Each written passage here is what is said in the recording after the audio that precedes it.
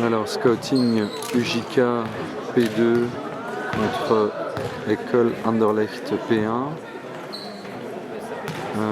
5 de base, on a le numéro 11 qui est un 4-5 très agressif en défense et au rebond. Au poste 1-2, on a le 4 qui est surtout un shooter, assez égoïste dans le jeu. On a le pivot 5, c'est un pivot assez fair-play, assez athlétique. Le 5, c'est un pivot qui prend pas mal de rebonds, qui est pas mauvais, qui est fair-play dans sa manière de jouer. On a à l'aile et aussi à la distrie le 10, Lotfi, qui est un distri très costaud, qui sait se décaler à l'aile, qui sait même jouer post-up parce qu'il est très costaud, il a une grande intelligence de jeu. Et enfin, on a leur attaquant, donc le numéro 8 à l'aile. Alors là, ils sont placés en zone 3-2. On est en deuxième mi-temps, ils se sont placés en zone 3-2. Donc, d'habitude, UJK joue essentiellement en individuel. Et là, ils se sont placés en zone 3-2 en début de deuxième mi-temps.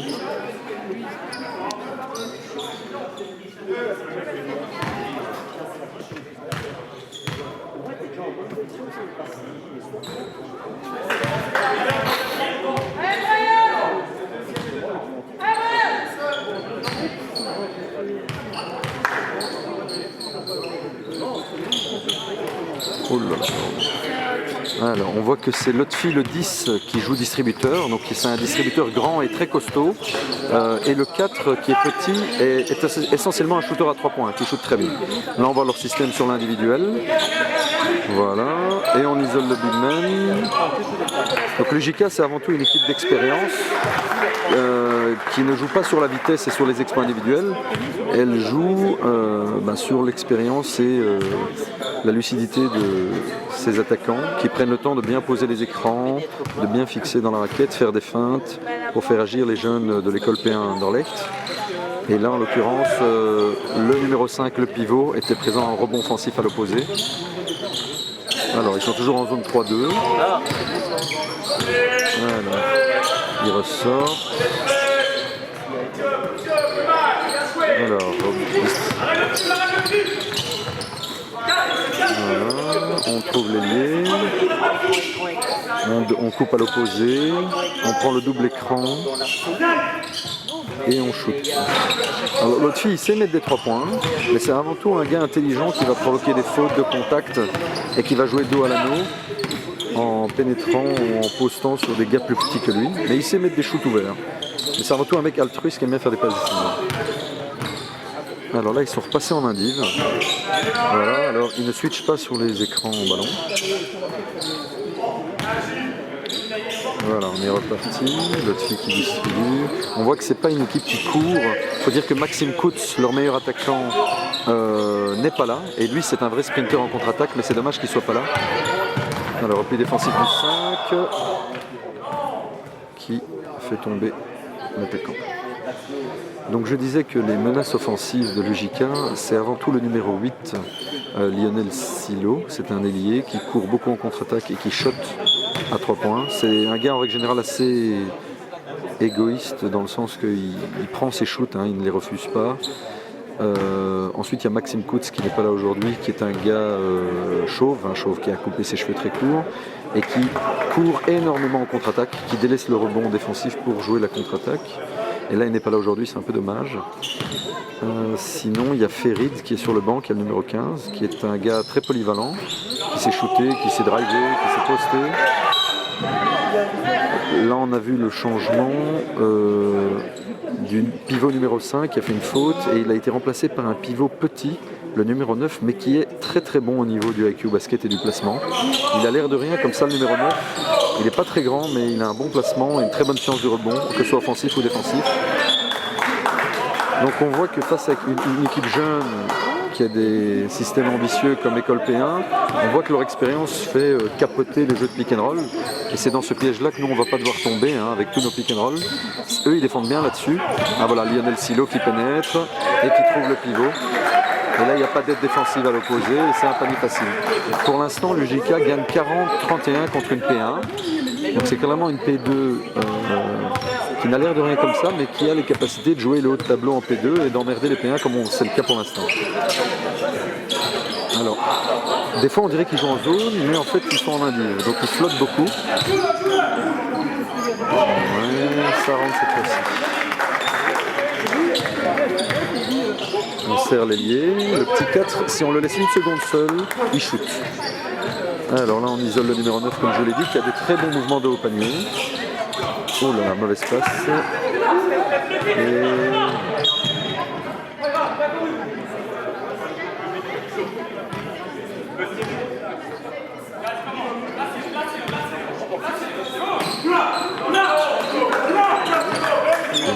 c'est pas mal. Donc une des faiblesses de l'UJK clairement, c'est leur manque de taille et d'athléticité et d'intimidation dans la raquette, c'est-à-dire leurs pivots sont pas grands du tout. Allez, ils font 1m85, 1m90, ils sont vieillissants donc ils ne sautent pas très haut. Et donc si on est très agressif sur tout le match avec eux, au placement, au rebond offensif, eh bien, ils vont céder à un moment, surtout qu'ils ne sont pas nombreux, donc s'ils font des fautes, eh bien, ils vont vite se retrouver avec un problème de taille en dessous. En attendant, là, il y a Lionel, le numéro 8, qui a mis un catch and shoot à 3 points, après avoir reçu un double écran tétraquette. Donc je vous l'ai dit, le numéro 8 et Maxime Coutts, c'est vraiment les marqueurs de cette équipe. Le numéro 15 et le numéro 10 sont aussi des mecs qui peuvent être une menace. L'équipe de P1 Anderlecht est une équipe assez jeune et assez faiblarde au niveau individuel. C'est pas très significatif du niveau P1 pour l'instant, vu que c'est un match de pré-saison. Alors ils switchent sur les écrans loin du ballon sur la rentrée, ça c'est une information, ils ont une certaine intelligence de jeu sur les écrans loin du ballon. Frank Stevens qui prend un shoot et qui marque. Alors, toujours le fil qui temporise, toujours l'ailier 4 qui est le premier en contre-attaque. Alors, toujours le même système avec des pivots high au départ. Alors, on va encore une fois démarquer Lionel pour un shoot. Et encore un drive de Lionel qui est un très bon marqueur, comme je vous l'ai dit, qui a un bon toucher de balle, que ce soit à distance ou en drive. Et il pleurniche beaucoup avec les référés, donc c'est vraiment une menace offensive. Parce qu'il peut la mettre dedans, et si en plus il y a des contacts, il pleurniche et il obtient des lancers francs. Et là, le défenseur se... Alors voilà là. Alors ça, le JK fait très bien. On a vu la très bonne passe des distributeurs expérimentés Lotfi. Les ailiers comme Lionel et Maxime Coutts, donc le numéro 8 et l'ailier dont je vous ai parlé qui n'est pas là, courent très très bien en transition offensive. Et Lotfi qui a l'intelligence de jeu, le numéro 10, le district, de lever les yeux et de trouver les ailiers en contre-attaque. Ça c'est vraiment une des choses qui pourrait nous faire mal si on se met à être déconcentré au repli défensif et à traîner, eh ben on va prendre des contre-attaques bêtes et des 2+1 comme c'est le cas ici où il a provoqué une faute sur son léo. Il faut vraiment être attentif donc au repli défensif sur ces ailiers là. Le numéro 8 c'est Maxime Coutts.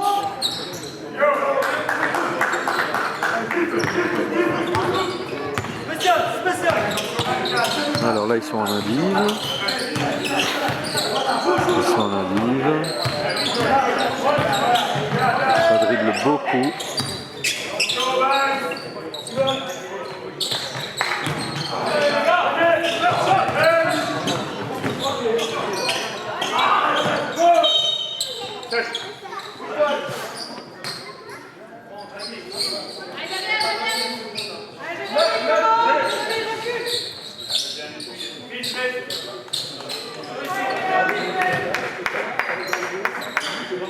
Alors, pression sur le distributeur, c'est le 4 qui devient...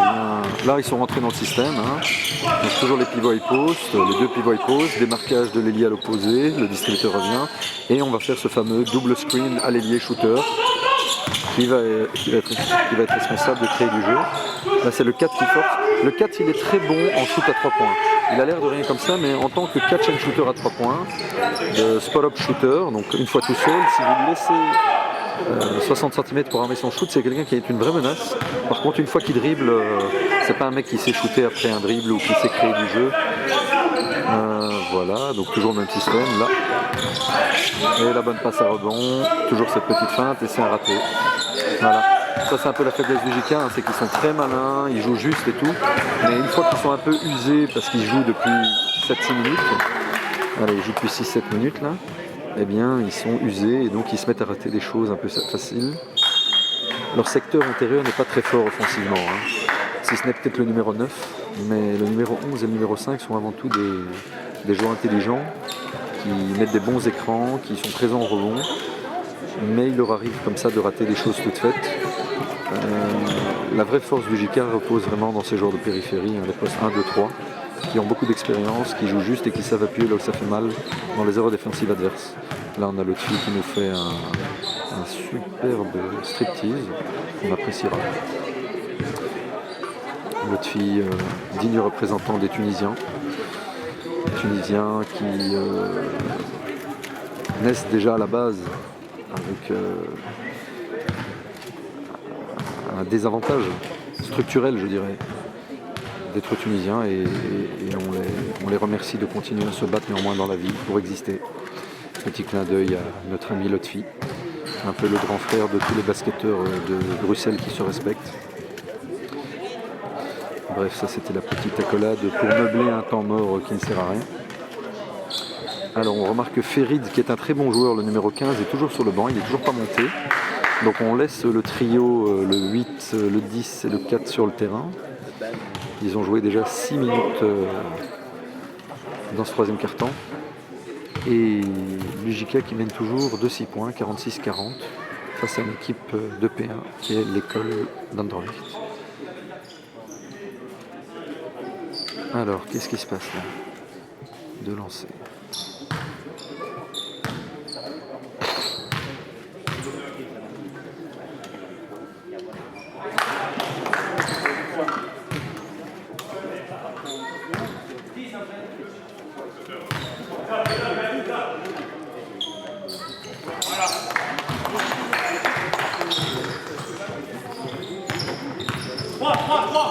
Alors là, système 3 est appelé. On trouve l'ailier, les deux pivots. Donc là, on a un back screen. Les deux pivots sont high post. Et là, on va isoler Lotfi. Comme je vous l'ai dit, Lotfi, c'est un distributeur assez grand et assez costaud. Et donc, ils ont fait un système pour que les deux pivots soient high post au départ et que Lotfi aille jouer dos à l'anneau et profiter de son avantage de taille sur le distributeur opposé. Bon, là, malheureusement, Lotfi a raté un layup tout fait. Mais c'était sacrément bien joué puisqu'il était carrément isolé tout seul sous le cercle. Alors 3 de nouveau, à nouveau on lui met un back screen, il va s'isoler en dessous. Voilà, on ressort, ils ont switché loin du ballon. Hand off, on va démarquer l'ailier qui va avoir un shoot ouvert, il va le shooter, non, il pénètre, il provoque une faute, c'est forcé. Voilà, donc si on les laisse armer leur shoot, ils deviennent redoutables. Mais si on les force à dribbler, on remarque que leurs pourcentages de shoot sont moins bons. Et si on profite de leur frustration offensive en étant agressif en drive, en contre-attaque, on remarque que le repli défensif est un petit peu faisandé parce qu'ils sont... Oh là là, ce back screen. Voilà, donc là le back screen était excellent, l'autre fille était tout seul et encore une fois, parce qu'il est fatigué, eh bien il rate un layup tout fait. C'est l'âge et la fatigue. Il faut savoir profiter de ça, hein, parce que Fray, c'est une équipe redoutable, mais une fois qu'ils sont un peu fatigués, il y a vraiment moyen de tirer l'avantage d'eux. Là, on voit un changement. Ferid, dont je vous ai parlé tout à l'heure, le 15, qui est un très bon joueur, est monté. Et également le 13, qui est un vétéran, un vieux de la vieille, a remplacé le 4. Et il me semblerait qu'il va jouer ailier.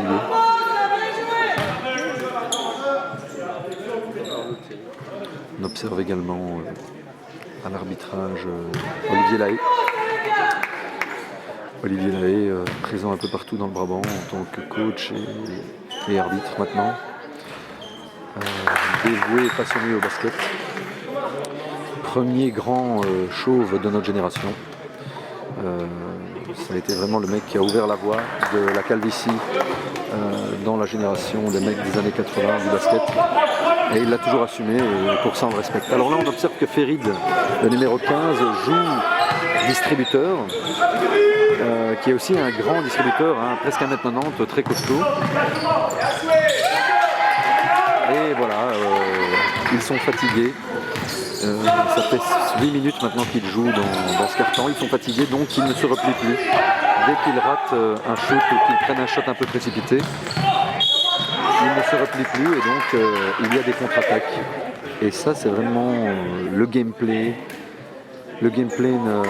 du match contre eux, chez nous.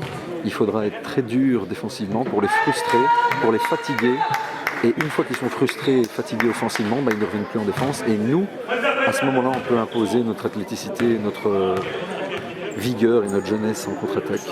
Je dis ça bien sûr sur un ton un petit peu 1,5 degré, mais c'est bel et bien la stratégie que nous devons mettre en place. C'est vraiment les fatiguer et une fois qu'ils ne reviennent pas en défense, profiter de ces largesses défensives pour mettre des logs faciles en contre-attaque. Et là, l'école P1, qui était à -6, passe directement à +4 en 1 minute 30. 1 minute 30 de non-repli défensif pour l'UJK donne 5 points d'avance à l'école P1 et c'est donc le game plan de notre match face à eux. Alors voilà, toujours le même système avec des back screens. Voilà, on isole le pivot high-low et les petites imprécisions font que l'école P1 peut avoir des contre-attaques. Voilà, et marquer des paniers faciles. Toutes ces petites imprécisions dues à l'usure, à la fatigue de jouer 8 minutes d'affilée font que l'école P1 profite de cela en contre-attaque. Et c'est exactement ce qu'il faudra qu'on fasse grâce à une bonne défense, de les user. Je me répète, mais bon, j'essaie de meubler. Et voilà, panier facile avec une mauvaise défense de Archange. Archange, le bourlingueur du Brabant, le mercenaire, le cousin de Christian Elango. Être le cousin de Christian Elango, ce n'est pas une tare facile, c'est un poids sur ses épaules, de devoir assumer, d'être le Christian de l'élu, de Chosen One. Et Archange fait du mieux qu'il peut pour assumer cette parenté. Alors voilà, le trap, donc quand on dribble et qu'on s'arrête de dribbler au basket, ça donne un trap et on perd la balle. C'est lien de cause à effet. Toujours Ferry, le numéro 15, qui a un très bon shoot, qui sait comme l'autre fille jouer dos à l'anneau. Alors, on isole le 13, fin de shoot, belle passe au numéro 9, et faute. Ça a l'air de rien, mais c'est quand même une équipe qui a un très bon QI basket, et qui ne s'énerve pas, qui continue à faire des bonnes passes, à isoler le pivot inside. Et là, il y avait une très bonne passe du 13 pour le numéro 9, qui a, comme je vous l'avais dit, un très bon placement. Il n'est pas grand, le numéro 9, mais pour moi, c'est certainement leur meilleur attaquant à l'intérieur. Ce qui est un peu embêtant, c'est qu'on n'a pas leur meilleur attaquant, Maxime Coutts, qui est, comme je vous le répète, un ailier très tranchant en contre-attaque. Un peu comme Lionel, des mecs qui courent très vite, qui shootent bien et qui réclament beaucoup de fautes chez les référés et donc ont souvent des lancers francs. C'est le genre de mec, si vous arrivez à défendre correctement sur eux et à les frustrer, à ne pas leur donner les shots qu'ils veulent, ils se mettent à pleurnicher chez les refs, ils se remettent à bâcler leur défense et alors là, c'est vous qui avez des shots et des drives faciles parce qu'ils sont plus concentrés à râler chez leur coach, chez leur coéquipier, chez les refs plutôt qu'à défendre sur vous. Mais pour ce faire, il faut vraiment être concentré en défense et pas les laisser imposer leur bon basket en attaque.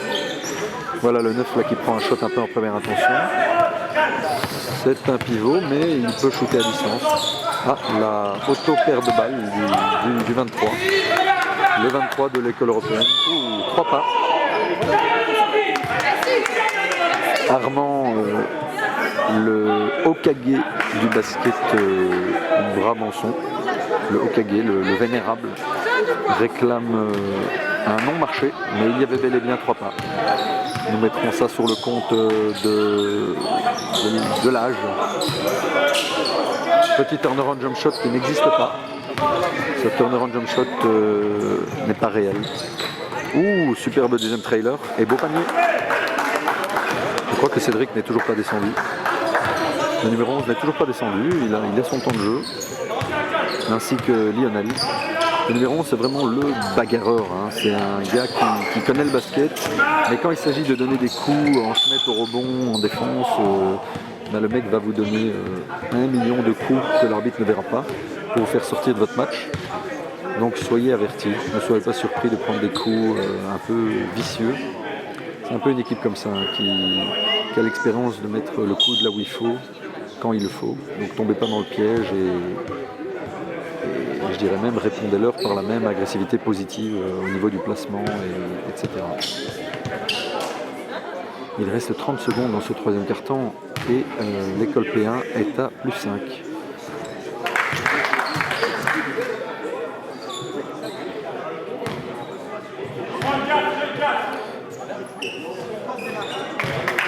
Alors là, on est dans une configuration où on joue avec un seul pivot, donc il n'y avait plus que le 11 qui est pivot. Et il me semble que c'est Ferid qui va se décaler au 4 dans leur système, je crois. Alors voilà, Cédric, et voilà, petit placement facile, on se laisse dépasser. Ce n'est pas digne de la défense P1, ça, de se laisser poster aussi facilement.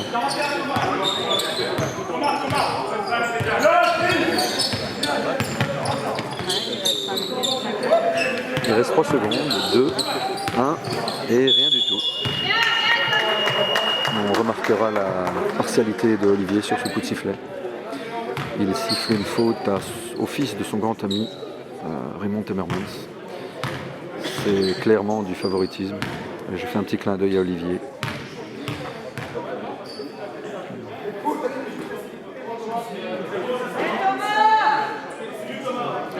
On a Temmermans, digne fils de son paternel, grand coach du basket Brabançon. Et fin du 3e quart-temps.